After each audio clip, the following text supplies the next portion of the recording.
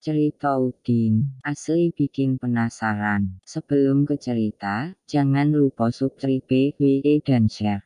Terima kasih. Selamat membaca dan mendengarkan. Kelima remaja akhir itu telah lama merencanakan camping di hutan. Tempat di mana ayah Reno dan Vera sering kunjungi. Bahkan keduanya pun sering diajak oleh sang ayah ke tempat itu. Dengan catatan, Reno dan adiknya harus kembali sebelum sang surya tenggelam. Ren, yakin mau ngajak anak-anak ke hutan? Tanya Vera.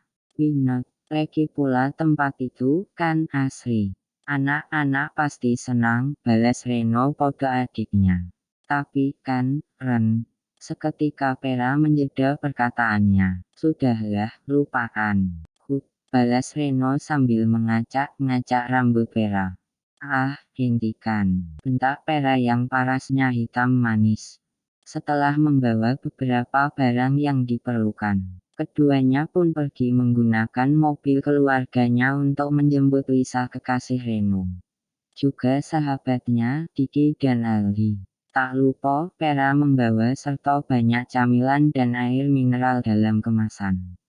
Kini mereka berlima dalam satu kendaraan tengah melaju menuju hutan yang dimaksud. Selama di perjalanan, mereka begitu terlihat gembira, bernyanyi dan bercanda ria tanpa ada firasat apapun. Setelah sampai, mereka pun turun dari mobil yang diparkir cukup jauh dari tempat tujuan. Mereka mulai berjalan memasuki hutan. Tak lupa juga memanggul tas yang berisi perlengkapan mereka masing-masing. Selama berjalan, Diki memotret Lisa, Reno, Vera, dan Aldi dengan kamera handphone-nya. Setelah itu, mereka pun melanjutkan langkahnya, mencari sebuah rumah yang ada di dalam hutan. Entah apa yang ingin mereka lakukan di dalam rumah itu. Mereka terus berjalan mengandalkan ingatan Reno dan Vera. Namun, meski matahari hampir mulai tenggelam, mereka belum juga menemukan tempat yang dituju. Vera mulai bertikai dengan kakaknya. Ren, kita tidak bisa melanjutkan perjalanan. Sekarang juga kita harus kembali, Ren. Ucap Vera dengan nada tinggi penuh emosi. No, not now, we will be fine. Balas Reno yang merasa percaya diri bahwa mereka akan menemukan rumah itu. Reno, pelotot Vera, ingat Ren, apa yang ayah sudah katakan pada kita. Bahwa kita tidak boleh bermalam di dalam hutan ini. Dan kita harus segera kembali sebelum hal buruk terjadi. Vera tegas mengingatkan pesan ayah mereka. Santai, girl. Everything will be okay, jawab Reno tanpa menghiraukan peringatan Vera. Aldi pun menghampiri keduanya dan menghentikan perdebatan mereka. Come on, ini bukan waktu yang tepat untuk berdebat. Sekarang kita tersesat.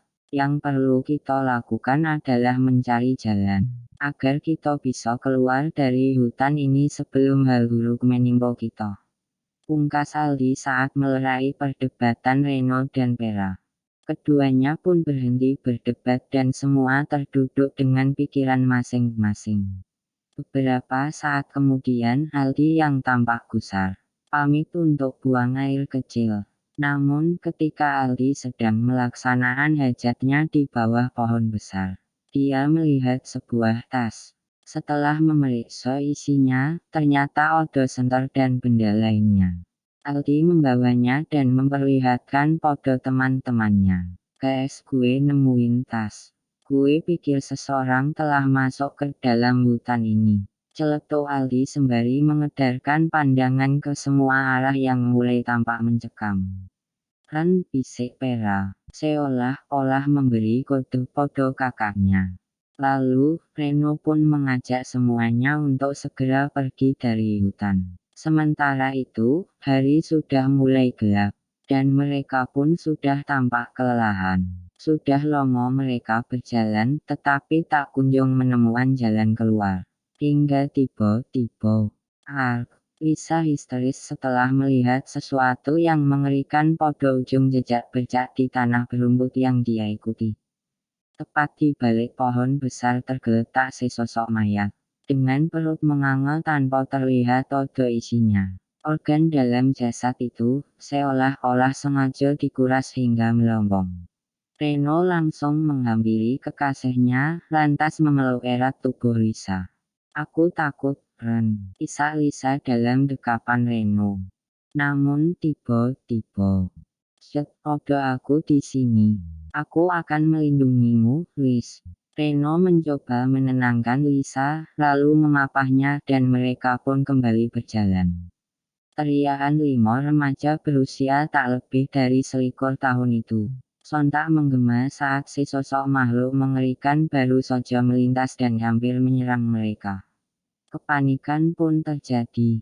Lisa beserta Vera sama-sama menangis dalam pelukan Reno, sementara Aldi dan Diki, meski ketakutan, saling merapatkan tubuh tetapi bersikap waspada.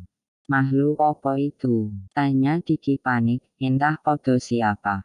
Tak ada satupun dari mereka yang tahu makhluk apa itu. Dengan gugup, mereka segera mematikan senter dan bergegas sembunyi di balik batu besar untuk menghindari makhluk itu. Lalu, Reno berkata, "Kalian pergi berlari ke arah sono. Biar aku yang akan mengalihkan makhluk aneh itu." Pinta Reno podo Vera, Diki, Aldi, dan Lisa. Lisa menggeleng, begitu pun Vera. Enggak, Ren. Kita harus tetap bersama apapun yang terjadi. Lirih Vera disambut anggukan yang lain. Malam pun semakin mencekam dan masih ditambah munculnya makhluk yang badannya besar bersayap. Bergigi panjang tajam juga berambut putih panjang. Tak ada satupun yang mengetahui makhluk apa itu. Dengar, kalian harus berlari ke arah sono. Nanti, aku akan segera menyusul kalian. Tegas Reno podo semuanya. Tak ada pilihan lain, mereka pun mengikuti kata-kata Reno. Tak lama setelah beberapa menit Reno ditinggalkan sendirian sekonyong-konyong. Ah, teriak Reno yang semakin lama semakin hilang. Reno, teriak Lisa dan juga Vera. Keduanya hendak menyusul ke tempat Reno mereka tinggalkan. Tetapi Aldi melarangnya. Tidak, Per. Kita harus pergi sekarang juga dari tempat ini. Desa Aldi dengan hati yang berkecamuk. Dia panik, khawatir, bingung, sedih, bercampur rasa takut yang begitu mencengkam.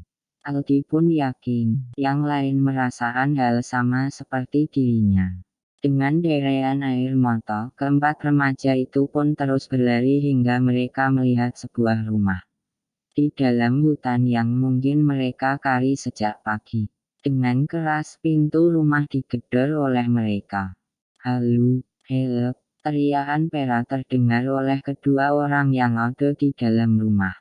Eva dan Daniel tersentak kaget, lalu saling berpandangan. Mereka pun terjebak di dalam hutan itu selama beberapa hari, tanpa makanan ataupun minuman. Keduanya tergesa-gesa membuka pintu rumah, yang sebelumnya telah diganjal dengan beberapa barang-barang lainnya, agar makhluk itu tidak masuk dan memangsa mereka. "Cepat masuklah," titah Daniel podo anak-anak remaja itu. Lalu, mereka pun berkisah satu sama lain. Singkat cerita, setelah semua berdiskusi, mereka pun sepakat untuk mengatur siasat. Siasat tentang hal sama, seperti yang telah dilakukan Reno. Aldi dan Daniel keluar dari rumah itu untuk mengalihkan perhatian makhluk mengerikan itu. Keduanya berpisah arah dan membuat kode yang telah disepakati bersama. Jika makhluk itu telah datang dengan menggunakan walkie-talkie mereka masing-masing. Belum cukup lama mereka di luar, tiba-tiba suara teriakan Aldi terdengar. Daniel panik. "Halo, Aldi. Halo." Teriakan Daniel tertahan melalui walkie-talkie. Namun Aldi tak menjawab dan hanya terdengar suara seperti kaset kusut di dalam sambungan alat itu. Daniel gemetaran dan meyakini kalau Aldi telah dimongso makhluk buas itu. Dengan sisa keberanian yang masih dipunya, Daniel pun berlari kembali ke rumah tua itu. Kemudian menggedor pintu dengan panik. "Bukakan pintunya, Eva." Eva pun terburu-buru membuka pintu. Vera yang menguntit lantas berdiri di belakang Eva spontan bertanya pada Daniel. "Di mana Aldi?" "Aldi dimongso makhluk sialan itu," jawab Daniel dengan napas yang tak beraturan. Setelah mendengar kalau Aldi juga dibunuh oleh makhluk itu, Vera merasa sangat terpukul karena dua orang yang disayanginya, Aldi dan kakaknya, Reno, tewas dengan sangat mengenaskan. Vera menangis tanpa suara, hatinya terasa tercapik-capik, tetapi tak ada yang bisa dia lakukan. Beberapa jam kemudian, terdengar suara berisik dari walkie-talkie di meja usang yang cuma tersisa satu unit itu. Dari benda itu terdengar suara napas yang begitu lemah. Mereka pun bergegas mencari arah suara tersebut di dalam rumah. Ternyata, suara itu berasal dari dalam lorong bawah tanah. "Aldi!" teriak Vera saat melihat kondisi Aldi dengan luka yang begitu parah. Badannya terkulai lemah, sangat lemah hingga membuka mata saja sudah tak kuasa. Lalu Vera dan yang lainnya membawa Aldi naik ke dalam rumah itu. Tak ada gunanya. Sebuah kapak tiba-tiba menancap di badan Aldi. Diki telah menghabisi nyawa sahabatnya karena berpikir, "Percuma Aldi selamat. Hidup pun tidak akan bertahan lama dan tak akan ada satu orang pun yang akan menolong mereka. Tidak ada alat komunikasi memadai karena tersekat jaringan penghubung." "Ah," jerit Vera, "kenapa kau membunuh Aldi?" Hardik Vera sambil mendorong punggung Diki, hingga tersungkur ke tepi tembok. Diki berusaha berdiri tepat di pinggir pintu depan. Dan tiba-tiba, suara geraman bercampur erangan kesakitan mengiringi munculnya sebuah tangan berkuku runcing yang menembus perut Diki dari balik pintu. Daniel, Eva, Lisa, dan Vera menjerit, dan berlari menuju pintu ruang bawah tanah. Sementara isi perut Diki pun dimakan oleh makhluk itu. Begitupun dengan Aldi. Keempat orang yang tersisa lari menyelamatkan diri saat makhluk itu tengah menikmati isi tubuh Aldi dan Diki. Vera yang dikenal jenius kontan mengambil satu jerigen, dengan dibantu Daniel dan Eva, berisi bensin yang dia temui di ruang bawah tanah itu. Lalu, mereka menumpahkannya pada salah satu ruangan demi memancing makhluk itu untuk masuk ke dalamnya. Tray itu berhasil membuat makhluk itu menghampiri tempat yang lantainya telah digenangi bensin. Melihat sasarannya telah masuk perangkap, Daniel segera mengambil korek api dan segera memantiknya. Api pun langsung berkobar menghanguskan makhluk itu sekaligus Daniel. Sebab pemuda itu tak sempat menghindar ketika makhluk itu menyambar tubuhnya saat sedang melemparkan korek api yang telah menyala.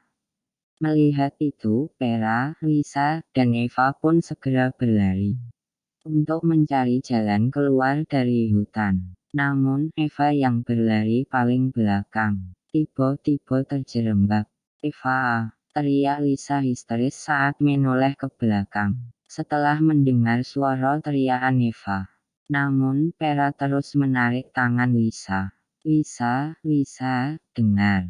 Kita harus segera keluar dari hutan ini." Vera berusaha sekuat tenaga menarik tangan Lisa. Mereka pun terus berlari. Namun, setelah terus berlari yang mungkin sudah beberapa ratus meter, Lisa terjatuh. Napasnya terputus-putus. Vera yang tersengal, sengal dan sempoyongan, berusaha mengajak Lisa untuk terus berlari. "Stop, aku tak kuat lagi, Per. Aku sedang hamil, Per," ungkap Lisa menangis dengan peluh bercucuran dan napas tinggal satu-satu. Vera terdiam sesaat tetapi detik berikutnya langsung memeluk Lisa. Namun tiba-tiba tubuh Vera menegang dengan mata melotot. Gadis itu termangu dengan mata berair menatap kekasih kakaknya itu. Lisa mematung di tempat dalam posisi bersimpuh. Dia nyaris lupa bernapas ketika darah menciprat ke wajahnya. Tatapan Lisa terpenjara oleh makhluk di hadapannya yang berhasil membunuh Vera.